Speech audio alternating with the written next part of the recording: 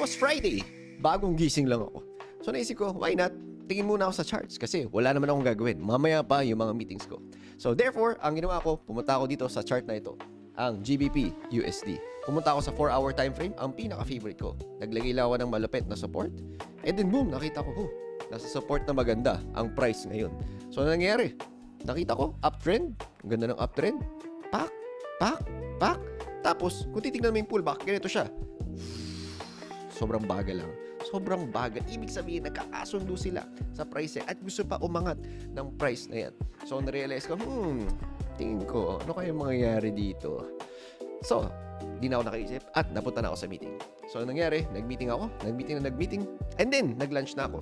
And then, pagkakita ko ng 3 p.m., eto na siya. Sobrang gandang BBC.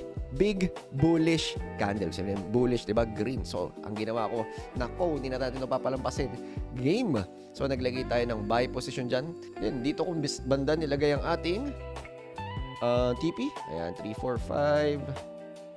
5. Okay, para I want 3, 5, 3, 4, 5. Ayan. And then, ang ating SL usual na 1:5 risk to reward. Ayan. So, anong ginawa ko? Iniwan ko na to. Naganda ako para sa webinar. Nag-webinar ako. Nag-attend pa ako ng kasal. At noong mga 10 p.m. na andyan na siya, ay actually 11 na to. So, ang ginawa ko, natulog na ako, hinayaan ko na lang siya. And then, ang nangyari ay, dan. And then, boom! TP. Kung nalito ko sa video na to, meron tayong free 5-day course. Click mo lang yung link and kita-kits tayo doon.